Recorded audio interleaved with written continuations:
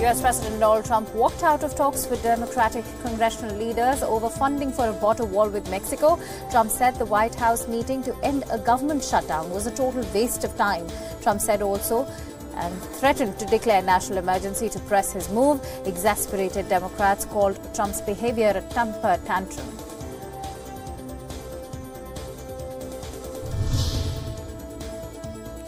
As a partial U.S. government shutdown entered its 19th day, Democrats are set to test Republican resolve in backing President Donald Trump's drive to build a wall on the border with Mexico. House of Representatives Speaker Nancy Pelosi and her fellow Democrats who took control of the chamber last week plan to advance a bill to immediately reopen the Treasury Department, the Securities and Exchange Commission and several other agencies that have been in partial shutdown mode since December 22nd. Mexican President Andrés Manuel López Obrador has said he would not get involved in discussion on the border wall. While calling it an internal U.S. political matter, Obrador suggested that the best way to confront the issue is to promote development in Mexico and in Central American countries. He added that Mexico wants friendly and cooperative relationship with the United States.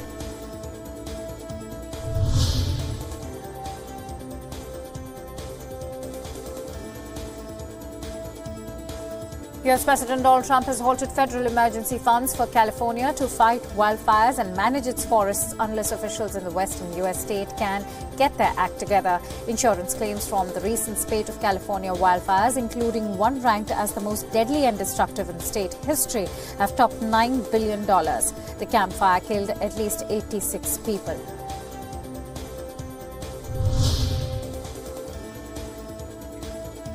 U.S. Secretary of State Mike Pompeo has met with political leaders in the Iraqi Kurdistan region of Erbil after holding meetings with the political leadership in Baghdad. The visit came on the second day of his West Asia tour. While in Erbil, Pompeo met with the outgoing Prime Minister of Iraqi Kurdistan. He also met with incoming Prime Minister Masroor Barzani and later met with the outgoing President of the Iraqi Kurdistan region, Masoud Barzani.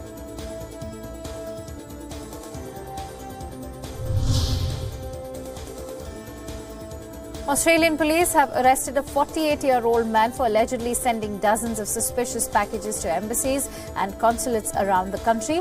Federal police said the man was arrested at his home in rural Victoria hours after several consulates in Melbourne received the suspicious packages. They alleged that the man had sent 38 parcels in all to consulates and embassies in Melbourne, Canberra and Sydney.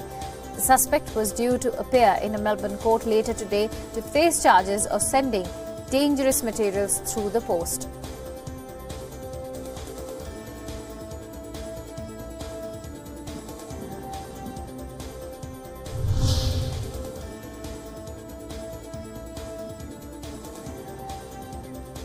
North Korean leader Kim Jong-un has said there is no change in North Korea's stance to faithfully carry out the agreement reached with U.S. President Donald Trump during the Singapore summit and pursue a peaceful resolution through discussion. Kim met Chinese President Xi Jinping and discussed the situation on the Korean Peninsula and denuclearization talks.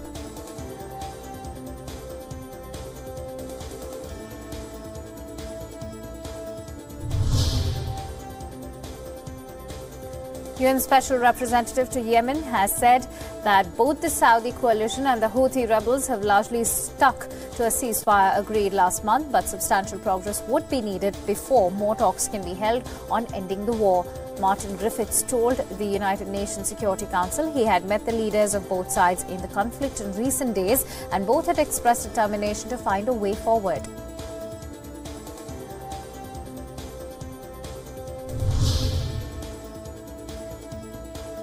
The leader of Northern Ireland's largest Irish nationalist party, Sinn Féin, Mary McDonnell, had said that there would be no happy ending to Brexit as she attended a meeting in the European Parliament to discuss her party's view on the issue.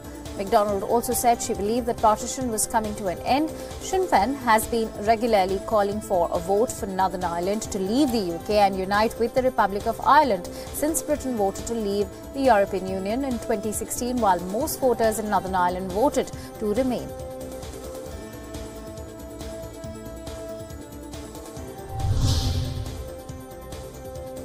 A social media video showed Sudanese security forces firing tear gas to disperse hundreds of protesters in Durman in what was one of the largest gathering of demonstrators the country has seen in recent weeks. The protests against price rises and other economic hardships that began on December 19th are the most persistent opposition President Omar al-Bashir has faced since he took power in an Islamist-backed coup nearly 30 years ago. Hundreds of people chanted freedom, peace, justice as they marched on the streets.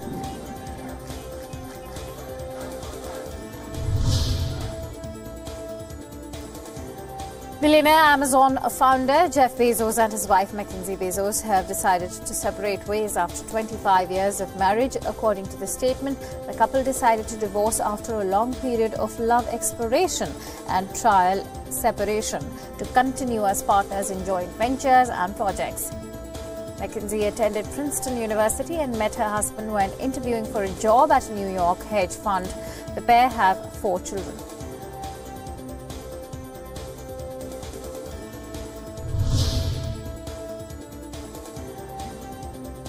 Iran's Foreign Minister Mohammad Javad Zarif has said the West does not possess a monopoly over all significant development work taking place in the world anymore, unlike until the last century.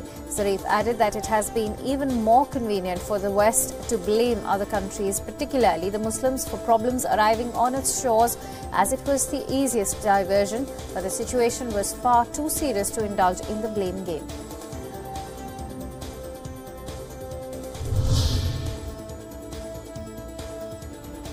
Weather forecasters have warned of avalanche in parts of Austria following deadly snowstorm, which has killed at least 3 skiers. Hundreds of residents were stuck in their homes due to blocked roads, and some regions experienced power outages after snow-laden trees took down power lines. Schools in some regions remain closed for a second day, and homeowners were advised to remove snow from their roofs after several buildings collapsed.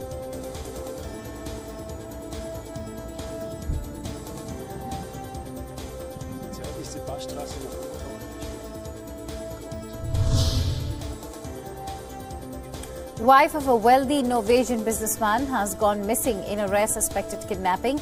The victim's family has received a ransom demand to be paid in cryptocurrency.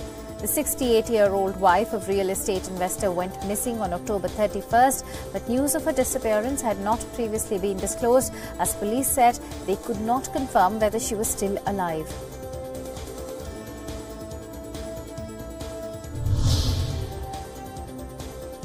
Migrants who have been stranded at sea for 19 days have finally docked in Malta.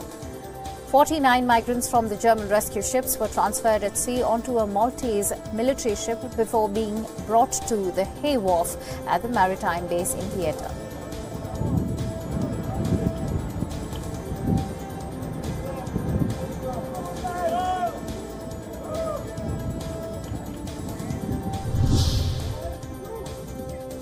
A Syrian government minister has expressed optimism over dialogue with Kurdish groups that want to strike a political deal with Damascus. Kurdish-led groups who control swaths of northern Syria have revived contacts with Damascus in the wake of US President Donald Trump's decision to withdraw troops from their region. These groups are keen to stave off any Turkish attacks. Syrian Deputy Foreign Minister Faisal Mekdad's comments were the first on the talks with the Kurds, who are calling on Damascus to deploy troops at the border with Turkey.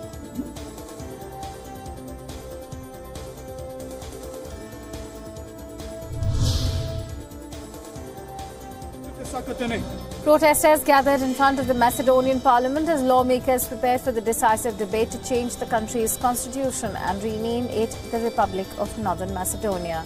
Macedonia's parliament in October 2018 approved a proposal to change the country's name, bringing a decades-old dispute with Greece a step closer to resolution. Supporters of the movement boycotting the deal marched through the capital waving Macedonian flags.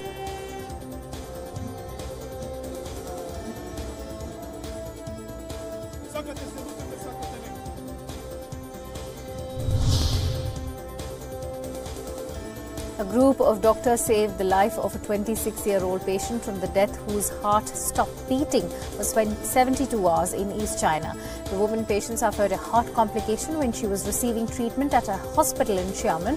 Then her heart stopped beating and she lost consciousness. However, doctors managed to resuscitate her after various heart procedures. The patient was found to regain some consciousness on the next day. Thanks to doctors' efforts, her heart started to beat and recovered some functions 72 hours later.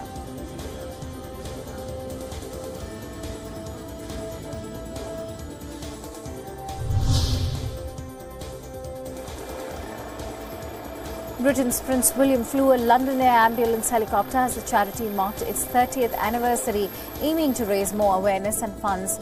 Former pilot William, also known as the Duke of Cambridge, previously worked with the East Anglia Air Ambulance. He gave up the role in 2017 to focus on his royal duties full-time.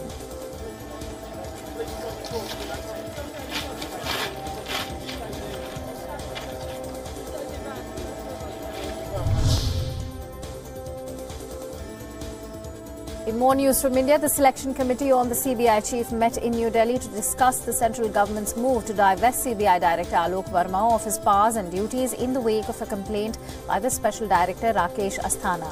The meeting, held in the wake of Supreme Court judgment reinstating Alok Verma, was attended by Prime Minister Narendra Modi, Leader of the Congress in Lok Sabha Mallikarjun Kharge, and Justice A.K. Sikri, who represented Chief Justice of India Ranjan Gogoi.